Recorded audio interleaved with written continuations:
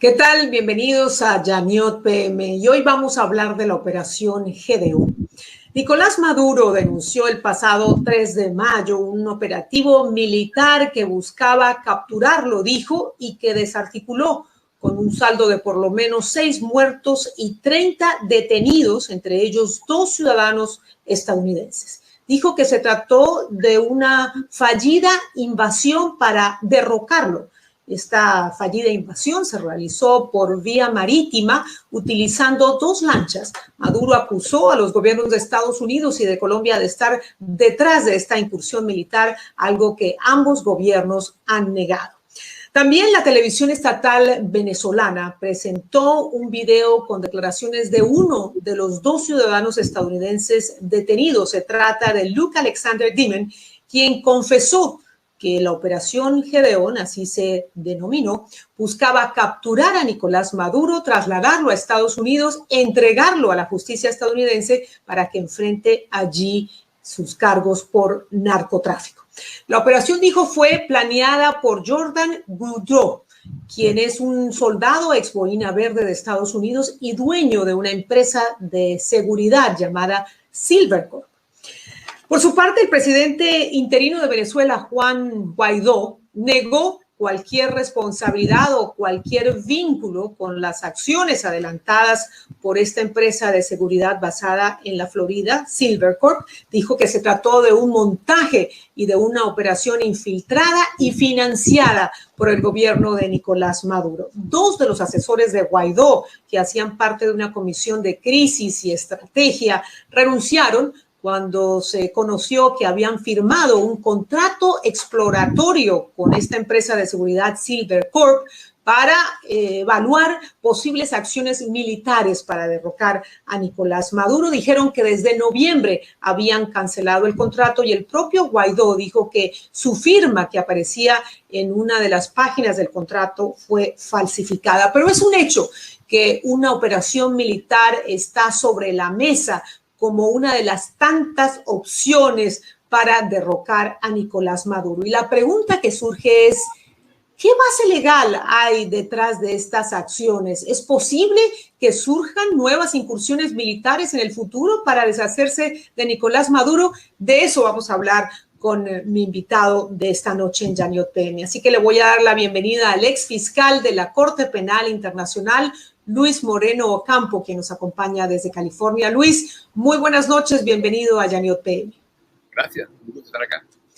Vamos al grano. ¿Qué base legal puede tener una incursión militar como esta operación Gedeón, que incluye mercenarios para deshacerse de Nicolás Maduro, para capturarlo y entregarlo a la justicia estadounidense? Sí, si es para arrestarlo, la respuesta ¿es esto legal? Es no y es sí. A ver, ¿cómo se explica? Es no, porque en realidad está prohibido. Los estados son soberanos y nadie puede meterse a arrestarle gente. O sea, hay una extradición, un proceso legal, pero no se puede hacer así. Sin embargo, hay muchos precedentes, hay muchos casos. El más conocido posiblemente es en 1960, un comando israelí fue a Buenos Aires, arrestó a Adolf Eichmann, que era el responsable de enviar los judíos a los campos de concentración. Sí. Lo secuestraron, lo privaron de su libertad, lo secuestraron en Argentina, en Buenos Aires, y lo llevaron en un avión a Israel, donde fue juzgado. Entonces, la Corte de Jerusalén aceptó que esto, que había sido un secuestro, estaba ok para arrestarlo. Hay 2 precedentes más importantes. Uno, los 2 son de 1990. Panamá, no sé si te acuerdas, Noriega, claro, presidente de Panamá, y los Estados Unidos enviaron un ejército, 15.000 hombres. Claro, eso sí fue una invasión. A arrestarlo. Y en el mismo año, en 1990, hay otro precedente que es se llama Álvarez Machaín, un sospechado de matar a un agente de la DEA en México. De nuevo, unos policías mexicanos, sin ninguna orden, lo agarraron, lo secuestraron y lo llevaron a la frontera, del otro lado de la frontera norteamericana. En ese caso, Álvarez Machaín, la Corte Suprema norteamericana dijo que no había problema, que era legal. Que una vez que estaba en Estados Unidos, no había problema. Y que la gente que está afuera de Estados Unidos no tiene garantías constitucionales. La Constitución americana no protege a los que están afuera de Estados Unidos. Ese es el concepto. Por eso, fue ilegal en México, pero fue legal en Estados Unidos. Así que la respuesta a tu pregunta es, si esta gente que fue a Venezuela hubiera capturado a Maduro, le hubiera puesto del otro lado de la frontera a Estados Unidos, Maduro estaba preso hoy en Estados Unidos, juzgado, y esta gente se ha llevado un montón de plata. Claro, a propósito de un montón de plata, estas multimillonarias recompensas que ofrece el gobierno de Estados Unidos por la captura no solo de Maduro, sino de varios integrantes de su gobierno, pues alientan este tipo de operativos en el futuro, ¿o no? Y más con lo que me acabas de decir. Es una tradición norteamericana dar recompensas para los que facilitan el arresto. Por ejemplo, una recompensa norteamericana facilitó el arresto de uno de los miembros del grupo de Joseph Kony, que aterrorizaba en Uganda, y ese hombre está ahora en la Corte Penal Internacional. El gobierno americano, o el fiscal norteamericano, logró un procesamiento de Maduro y de muchos jefes, incluyendo el jefe de la Corte Suprema de Venezuela, y están procesados por lavado y por narcotráfico. Lo consideran la banda de los soles. Claro, el cartel de los soles. El cartel de los soles. Y ofrecen $15 millones de recompensa por Maduro, y 10 millones por los demás integrantes. Así que, en realidad, si este hombre era un empresario, el negocio de él era cobrar recompensa, ¿no? Claro, aunque estaba buscando financiarse mientras lograba su objetivo, que era capturar a Maduro. Ahora, uno se pregunta, si esta operación militar con mercenarios falló, ¿es posible que estén debatiendo o pensando, que ya hayan pensado otros escenarios? Si se trata de un gobierno que usurpa el poder, un gobierno que viola la Constitución, que viola los derechos humanos, que es jefe de una banda de narcotraficantes, ¿es posible pensar, Luis, en una opción como la de Reagan con los contras en Nicaragua o como la de Obama con la oposición en Siria? ¿Es posible pensar en otorgarle financiamiento y ayuda militar para que grupos privados lleguen al objetivo de capturar a Maduro?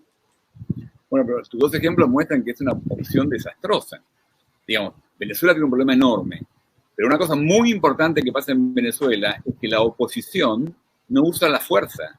La oposición es resistencia civil. No hay grupos guerrilleros, no hay rebelión militar, no hay un conflicto armado en Venezuela.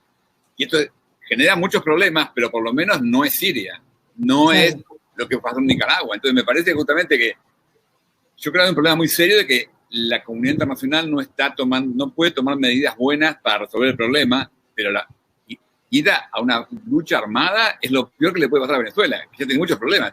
Sin lucha armada, Venezuela tiene 6 millones de gente que se tuvo que escapar. Con lucha armada sería el horror total. Claro, pero se hablan de varios militares, de centenares de militares que dejaron sus ejércitos y sus comandos en Venezuela para replegarse en Colombia y en otros países de América Latina, organizarse y tomar el poder o ayudar, no tomar el poder, ayudar a derrocar a Maduro. En ese sentido, ¿podrían recibir, es legal que reciban asistencia militar y financiera para adelantar, digamos, un regreso militar, una toma, una captura de Maduro? No, un golpe de Estado es ilegal. Entonces, yo no creo que sea posible, que sea legal y que sea bueno armar grupos en Venezuela. Aun cuando se trate de un gobierno que lidera una banda de narcotraficantes, de un gobierno ilegal. Bueno, en Siria estaba acusado, el presidente de Siria estaba acusado de bombardear a su gente y mató 400.000 personas, pero la solución no fue armar rebeliones en contra de él. Justamente, el mundo del siglo XXI tiene que mejorar cómo encontrar soluciones legales, institucionales, para problemas como este, donde un presidente abusa de su poder. Pero, mi opinión personal, la experiencia muestra que armar rebeliones militares internas genera peores resultados. Es peor. El remedio es peor que la enfermedad. Los venezolanos un poco desesperados porque todos los diálogos, todos los intentos institucionales de salidas constitucionales han fracasado, pues se amparan en un artículo de la Constitución, el artículo 333 de su Constitución, que le asigna a cualquier ciudadano, investido de poder o no, la responsabilidad, el deber de recuperar, de restituir el Estado de Derecho de su Constitución. Y eso está sobre la mesa también. ¿Qué posibilidades habría allí para que, amparados por este artículo constitucional, puedan derrocar a un gobierno que consideran ilegítimo, usurpador, ilegal. Bueno, pero esa constitución autoriza a ciertas medidas, no autoriza a tomar armas y atacar gente. Eso no se puede hacer. Justamente, a mí me parece que debería haber elecciones a fin de año en Venezuela. Ya el gobierno venezolano de Guaidó debería estar armando cómo tener elecciones en serio, libres, con sistemas que permitan a la gente que está afuera votar. Va a ganar esas elecciones. Entonces, a mí me parece que lo que hay que poner el esfuerzo es en las respuestas institucionales, que no funcionan bien, son complicadas, pero no hay alternativa. La verdad que Siria es el mejor ejemplo de la catástrofe que es armar grupos para enfrentar con militares al poder militar de un dictador. ¿Cómo se pueden organizar en unas elecciones libres y democráticas con un Consejo Nacional Electoral que les ha fallado en el pasado, que les ha impedido organizar revocatorios, convocar y recolectar firmas, que les ha puesto toda clase de obstáculos para seguir adelante en la vía institucional? Bueno, pero Guaidó ahora tiene poder presidencial, tiene que usarlo. Él tiene la OEA para apoyarse, tiene consulados de países como Suecia y Noruega que lo pueden apoyar, y usarlos para tomar registro de todos los votantes posibles. Y tiene un sistema sistemas de software que le van a permitir hacer votaciones sin usar el sistema oficial, el sistema que controla Maduro. Entonces me parece que la solución no es inventar una guerra civil en Venezuela, es lograr armar una buena elección democrática y triunfar ahí. Ahora, Luis, hemos escuchado en estos días al presidente Guaidó hablar de reforzar sus relaciones con los países firmantes del TIAR, el Tratado de Reciprocidad que existe bajo la Organización Interamericana de Asistencia Recíproca. Habla también de esta doctrina de defender RPR, ¿no? De la responsabilidad de proteger a la población bajo las Naciones Unidas. ¿Hay alguna viabilidad allí de salida? Bueno, pero esa doctrina se invocó para Libia y terminó mal Libia también, ¿no? Entonces me parece que el problema es muy serio, pero la solución no puede ser peor, no puede empeorar el problema. A mí me parece que el presidente Guaidó tiene muchas dificultades porque bajo el presidente Guaidó hay 80 ideas distintas. Y es normal, siempre pasa eso. Yo trabajé siempre en conflictos armados y la gente que es víctima está desesperada y tiene muchas ideas diferentes. Entonces, en cambio, el dictador no, el dictador tiene una sola idea y la maneja.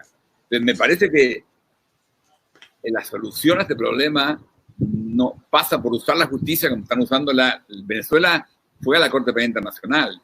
Hay 6 países de la región que empujan un caso que se investigue como crimen de lesa humanidad lo que pasa en Venezuela. Ahí quería llevar el tema. Tú hiciste parte de la Corte Penal Internacional, fuiste fiscal de la Corte Penal Internacional, recibiste infinidad de denuncias contra Chávez, ya me imagino que contra Maduro llegaron después, pero la pregunta es, ¿qué posibilidad hay de que la Corte emita una orden de captura contra Maduro, que finalmente se pronuncie por violación de los derechos humanos? Bueno, eso es un proceso que está en marcha. La fiscal actual abrió un examen preliminar. Yo personalmente una denuncia contra Chávez en el 2006. ¿Por qué? Porque había 40 casos y no teníamos pruebas suficientes para pensar que era un crimen de lesa humanidad. Chávez había afectado a las instituciones, pero no teníamos pruebas suficientes para pensar que era un crimen de lesa humanidad. Hoy es distinto. Hoy hay informes muy fuertes de torturas masivas, de secuestros masivos, de asesinatos. Me parece que el caso personalmente es mucho más fuerte. La fiscal está trabajando, la fiscal ha abierto lo que se llama examen preliminar, que es la primera etapa. Así que yo supongo que al final de esa etapa va a tener investigaciones y posiblemente después orden de arresto contra los responsables de los crímenes. ¿Y eso puede tardar años o estamos en una resolución a corto plazo? No lo sé cuánto va, depende de la fiscal, pero hay que acompañar ese proceso con acción política. Lo que yo veo es que hace 10 años, cuando Colombia mató a un guerrillero en Ecuador, se armó un escándalo en América Latina. Estaba todo unida América Latina contra la violencia política. Hoy no pasa eso. Hoy tenemos divisiones. Tenemos México, que no lo protege a Maduro, los países caribeños que juegan con Maduro, España, que lo protege a Maduro. Entonces, hay una especie de fragmentación política que está afectando el liderazgo de América Latina. Y entonces lo que queda es Trump. Y eso es muy, muy complicado porque Trump genera anticuerpos, Trump genera muchas sensaciones de imperialismo en América Latina, que sufrió mucho por imperialismo. Entonces, el líder anti-Maduro no puede ser Trump, debería ser una Latinoamérica unida, que no lo hemos logrado todavía. Y por último, Luis, sabemos que Maduro también ha denunciado a Donald Trump en la Corte Penal Internacional, lo ha acusado de impedir que llegue la ayuda humanitaria, de cerrarle todos los caminos para que pueda ayudar y su gente pueda acceder a alimentos, a medicinas. ¿Qué efecto puede tener esto en Trump? No, Maduro es muy interesante porque hay 6 países de las Américas, incluyendo Canadá, que denunciaron a Maduro, le pidieron a la fiscal que investigue el caso. Y Maduro también denunció el caso. Y él dice que hay que investigarlo a Trump. La fiscal va a decir ella a quien investiga. Así que, pero el hecho de que el propio Maduro quiera usar la Corte es interesante, porque muestra que la Corte es un lugar importante para manejar este problema. Maduro ha puesto como embajadora, y es la que actúa tiene una acción muy continua sobre la Corte Penal Internacional, a la hermana del vicepresidente, que es muy activa. Entonces Maduro se ve que tiene confianza, pero yo creo que los hechos cada vez son más claros, las pruebas son muy evidentes y me parece que una investigación va a venir. Y ahí es distinto, no es Estados Unidos el que pide una orden de arresto, sino es la Corte Penal Internacional, de la cual todos los países de América Latina son miembros. Claro. No, además Estados Unidos no es firmante del Tratado de Roma, que creó la Corte. No tiene jurisdicción. En algún sentido viene bien que Estados Unidos tenga un rol no tan activo, porque yo creo que es complicado que el único activo sea el presidente Trump. El problema, eso lo que denuncia es que tenemos inactividad en los líderes de la región, que la región de América Latina no está ahora unida como antes contra la violencia política. Y eso es gravísimo, eso tenemos que volver. No sé cómo hacemos, pero necesitamos liderazgo político para enfrentar eso. Mientras tanto, habría que ver cómo se lo ayuda al pobre Guaidó. Yo creo que Guaidó tendría que ya inventarse un sistema a través de consulados noruegos, suecos, de la OEA, para registrar a todo el mundo y que en diciembre haya una votación limpia y clara y que ganen con los votos, que por cierto lo tienen. Hoy, las encuestas lo dicen, lo anticipan, ¿no? Que tienen hoy en Venezuela el sueldo... alta favorabilidad. El sueldo en Venezuela hoy son $4. Sí, $4. No hay nafta. Venezuela es uno de los principales productores de petróleo, no hay nafta, entonces no hay gasolina. Eso es lo que está. Venezuela es un desastre, no solamente los crímenes masivos, sino la situación para todo el mundo. Me parece que cualquiera que se oponga a Maduro va a ganar las elecciones, si fueran libres y limpias. Hay que hacer eso. Es una verdadera tragedia humanitaria. Luis, gracias por acompañarnos. Muy interesantes esas perspectivas y, por supuesto, quienes tienen ganas de hacer incursiones militares y capturar a los requeridos para cobrar recompensas en Estados Unidos seguramente van a sentirse alentados después de escuchar tus respuestas. Bueno, no está mal que Maduro sepa que su destino es la cárcel, que tiene que inventar algo, porque si no su destino tarde o temprano va a ser la cárcel. Eso sí está claro. Clarísimo. Gracias. Muy buenas noches. Hasta la próxima, Luis. Él es el exfiscal de la Corte Penal Internacional, Luis Moreno Ocampo.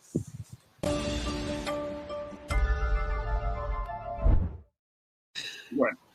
¿Ahora qué? Bueno, hay 2 ciudadanos estadounidenses que han sido sometidos a la justicia en Venezuela y según la fiscalía fueron arrestados e imputados por terrorismo, conspiración, otros cargos que enfrentan tráfico ilícito de armas de guerra y asociación para delinquir.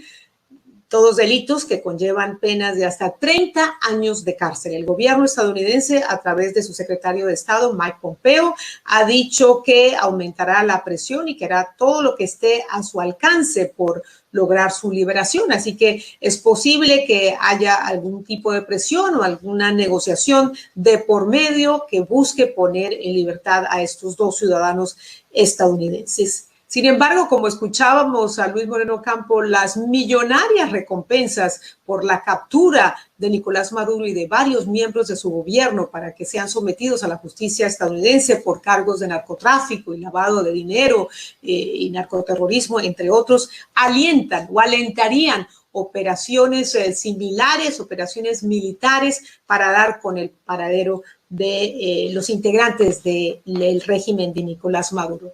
quien, dicho sea de paso, tiene el apoyo del gobierno ruso. El canciller ruso, Sergei Lavrov, ha dicho que los servicios especiales de su país están listos para que el presidente Nicolás Maduro los utilice y adelantar una investigación sobre esta operación Gedeón. Lo que queda claro en este episodio, según mi perspectiva, es la falta de coordinación entre la oposición para comunicarse con supuestos contratistas particulares y también para mantener en secreto y lejos de la opinión pública los planes que buscan traer de nuevo la democracia a Venezuela.